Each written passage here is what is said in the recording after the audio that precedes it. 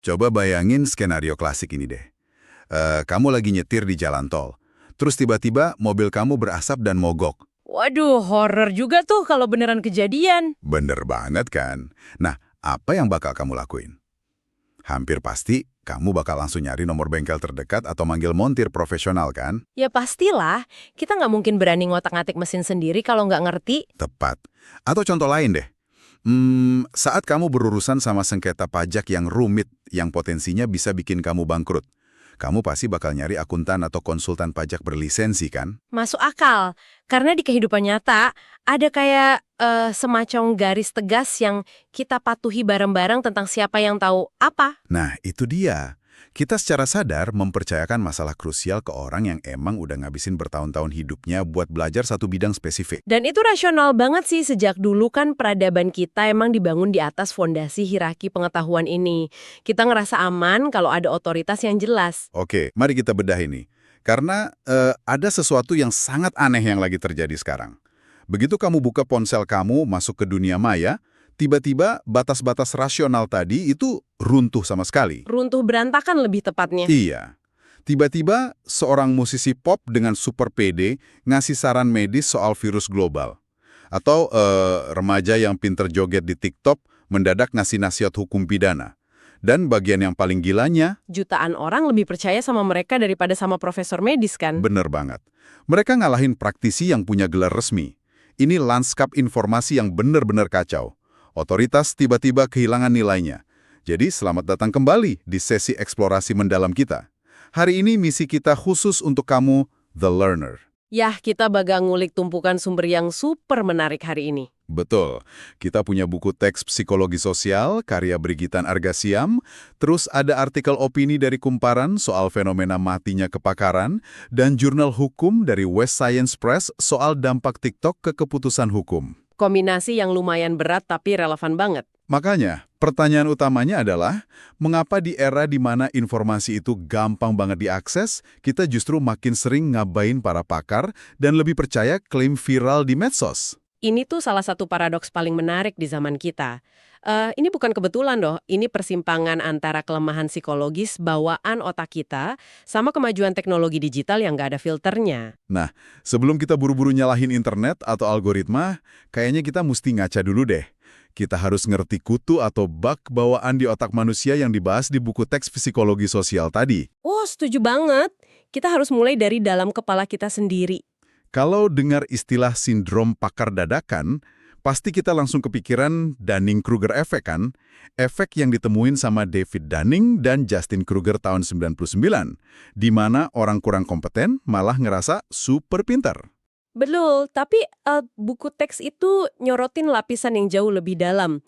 Ini bukan cuma soal orang bodoh yang ngerasa pinter. Ini soal hilangnya metakognisi. Tunggu, metakognisi itu persisnya gimana? Sederhananya, metakognisi itu kemampuan otak buat berpikir tentang cara kita berpikir.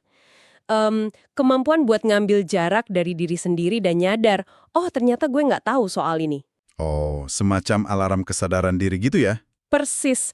Nah, ironisnya dari Dunning-Kruger ini, orang yang nggak kompeten itu justru kehilangan metakognisinya.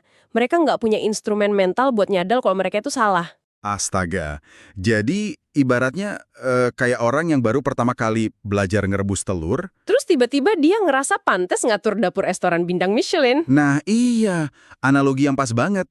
Dia nggak cuma masakannya gosong, tapi dia nggak sadar kalau itu gosong. Bener. Dan sayangnya, bug di otak kita nggak cuma berhenti di situ. Buku teks itu juga ngejelasin peran heuristik ketersediaan. Oke, jalan pintas mental ya maksudnya. Iya, otak kita kan suka ngirit energi. Jadi kita sering nilai kebenaran suatu hal berdasarkan seberapa gampang hal itu ditarik dari ingatan. Kalau kita sering banget lihat sesuatu di layar HP, otak langsung labelin itu sebagai kebenaran. Paham. Terus ditambah lagi sama bias konfirmasi kan? Nah, itu dia resep bencananya. Bias konfirmasi bikin kita cuma nyari info yang ngebenerin opini kita sendiri. Fakta yang bikin nggak nyaman bakal langsung ditolak sama otak. Tapi tunggu dulu deh. Kalau kita lihat dari sudut pandang lain, bukankah rasa percaya diri dan kemudahan orang buat nyuarain pendapat ini tuh bentuk nyata dari demokratisasi informasi yang baik? Maksudnya mematahkan monopoli ilmu pengetahuan dari para elit? Betul. Kan selama berabad-abad info cuma dikontrol kampus atau pemerintah. Kebebasan berpendapat ini kan bagus dong buat demokrasi? Itu argumen yang sering banget muncul dan emang valid. Kebebasan berpendapat itu pilar demokrasi.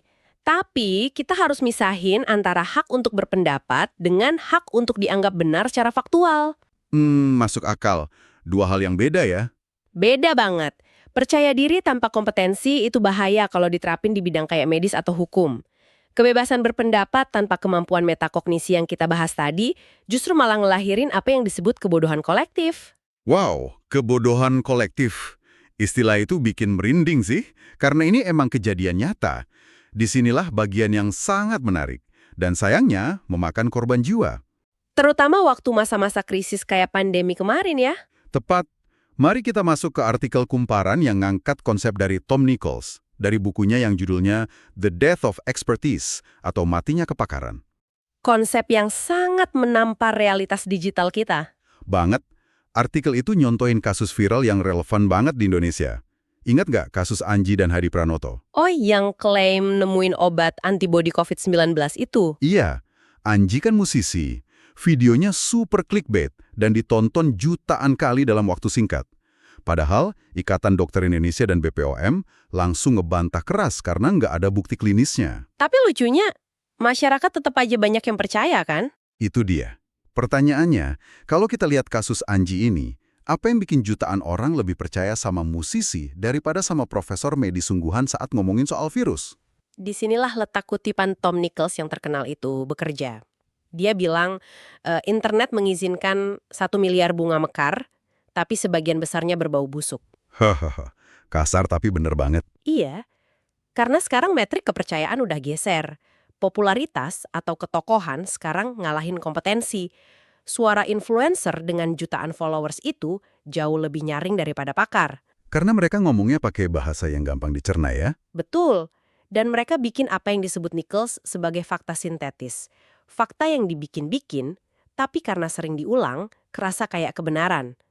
Mereka jadi pakar instan dalam semalam, cuma model engagement rate yang tinggi. Pakar instan, gara-gara engagement. Gila ya, fenomena ini benar-benar ngeruntuhin paradigma. Dan ini nggak cuma bahaya buat kesehatan, tapi juga udah ngerusak cara kita bikin keputusan penting lain, kayak masalah hukum. Nah, ini nyambung ke sumber kita yang ketiga ya, jurnal dari West Science Press. Betul, jurnal hukum ini neliti dampak TikTok pada keputusan hukum. Dan hasilnya bikin geleng-geleng kepala. Orang sekarang lebih suka nyari saran hukum gratisan dan instan di TikTok. Alih-alih bayar advokat profesional yang emang ahli di bidangnya. Iya, dan masalahnya, banyak kreator non-ahli ini ngasih info yang bener-bener sesat. Ini ibaratnya nih, kamu minta orang acak di pinggir jalan buat benerin rem mobil kamu yang blong. Cuma karena dia nawarin gratis, sementara montir aslinya kamu cuekin. Analogi yang menyeramkan. Dan ironisnya, pakar hukum aslinya malah tenggelam ya di platform itu. Itu yang paling parah. Di jurnal itu disebutin ada pakar hukum sungguhan, contohnya akun Tuna Hukum, yang ngasih edukasi pakai logika hukum yang benar. Tapi mereka malah kalah populer dan diabaikan sama algoritma For You page. Karena konten mereka kurang sensasional mungkin. Bener. Dan lebih gilanya lagi, TikTok sering ngapus konten edukasi hukum yang valid ini. Soalnya sistem moderasi mereka ngira frasa kayak undang-undang pidana atau kekerasan itu sebagai konten yang melanggar pedoman komunitas. Ya ampun, mesinnya salah tangkap konteks sama sekali ya. Betul. Dianggapnya pornografi atau kekerasan fisik. Tapi tunggu, aku mau ngasih tantangan dikit nih. Gimana tuh? Apakah ini sepenuhnya salah algoritma yang buta konteks? Atau, jangan-jangan para pakar ini emang terlalu kaku dan nggak tahu cara bikin konten edukasi yang menghibur? Kalau kita hubungin ini dengan gambaran besarnya, nyalahin pakar yang kaku itu terlalu menyederhanakan masalah. Masalah utamanya ada di era post-truth yang lagi kita alamin sekarang. Era pasca kebenaran ya? Di mana fakta udah nggak terlalu penting? Persis. Masyarakat sekarang makin skeptis sama pakar. Pakar itu sering dicurigai punya agenda elit yang tersembunyi. Publik itu lebih suka jawaban yang membenarkan keinginan mereka, alias persuasi argumen, daripada jawaban hukum yang benar tapi pahit. Oh, wow. Jadi kalau ada influencer yang bilang, kamu bisa bebas dari utang pakai trik aneh, orang bahkan lebih percaya itu karena itu yang pengen mereka dengar? Tepat banget. Dan dampaknya nyata loh. Sistem peradilan kita bahkan mulai tertekan sama opini publik yang dibangun dari informasi hukum yang salah kaprah di media sosial ini. Gila. Nah, jadi apa arti dari semua ini buat kita?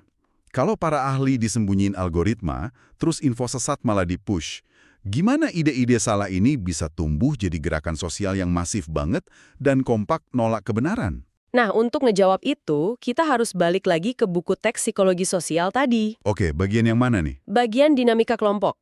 Coba gabungin teori identitas sosial dengan apa yang disebut group polarization atau polarisasi kelompok. Polarisasi kelompok itu yang bikin opini orang makin ke ujung ekstrem itu ya? Betul. Dan ditambah lagi sama konsep groupthink atau pemikiran kelompok yang dipeloporin sama Irving Janis. Coba jelasin proses psikologisnya deh. Kayak ketika seseorang masuk ke grup internet yang percaya teori konspirasi, kenapa susah banget narik mereka keluar pakai fakta ilmiah? Karena pas orang-orang yang punya Dunning-Kruger effect ini ngumpul di media sosial, mereka ngebentuk sebuah ruang gema atau echo chamber. Di dalam situ, diskusinya cuma muter-muter aja, yang akhirnya memicu group polarization. Jadi mereka saling manasin satu sama lain gitu ya? Tepat. Opini yang awalnya biasa aja, mendadak jadi ekstrim.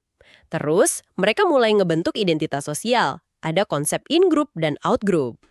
In-group itu kelompok mereka sendiri, dan out-group itu musuhnya. Ya, dan mereka mulai mandang para pakar, ilmuwan, atau otoritas sebagai out-group alias musuh bersama. Astaga, jadi fakta apapun dari pakar otomatis ditolak karena dianggap serangan dari musuh. Bener banget. Dan puncaknya adalah groupthink. Ada tekanan psikologis di dalam grup itu buat selalu capai konsensus. Kalau kamu beda pendapat, kamu diusir. Wah, nalar kritisnya mati total dong. Mati suri. Pada titik ini, kebenaran objektif udah nggak penting lagi. Yang paling penting cuma satu, loyalitas ke kelompoknya. Luar biasa ngeri ya mekanismenya. Oke, kalau gitu mari kita tarik kesimpulan dari semua sumber yang kita bedah hari ini. Silakan, polanya udah kelihatan jelas banget kan sekarang? Jelas banget, semuanya berawal dari kelemahan bawaan di otak kita sendiri, yaitu bias konfirmasi dan heuristik. Terus, kelemahan ini diperkuat sama media sosial dan algoritma kayak di TikTok yang justru meminggirkan kepakaran asli. Betul, demi engagement murahan. Ya, dan ujungnya, itu ngebawa kita ke bahaya dinamika kelompok yang ngunci kita semua di dalam kebodohan kolektif. Rantai masalah yang sangat rapi dan sistematis. Nah, buat kamu yang dengerin sesi ini, The Learner, coba deh ingat-ingat lagi, dari mana kamu dapat pandanganmu tentang suatu isu hari ini? Pertanyaan yang bagus untuk refleksi. Apakah dari seorang pakar sejati yang beneran paham bidangnya? Atau cuma dari seseorang yang kebetulan pinter merangkai kata di video berdurasi 60 detik? Kalau boleh nambahin satu pemikiran penutup buat direnungin ya. Boleh banget, silakan. Coba pikirin ini. Kalau saat ini aja kita udah dengan gampang nyingkirin pakar manusia demi kenyamanan dari influencer atau algoritma medsos, apa yang bakal terjadi kalau nanti kecerdasan buatan atau AI yang super canggih mulai memproduksi informasi secara masif? Waduh, masa depan yang lumayan gelap tuh. Akankah konsep kepakaran itu benar-benar musnah? Digantiin sama mesin yang cuma dilatih buat nyuapin bias kognitif kita, supaya kita ngerasa selalu benar tanpa peduli lagi sama fakta objektif? Wow, itu bikin merinding sih. Bener-bener ngerubah cara kita ngelihat informasi di layar HP kita mulai hari ini. Terima kasih banyak udah nemenin kita ngebedah semua sumber ini, The Learner. Sampai jumpa di sesi eksplorasi mendalam kita selanjutnya.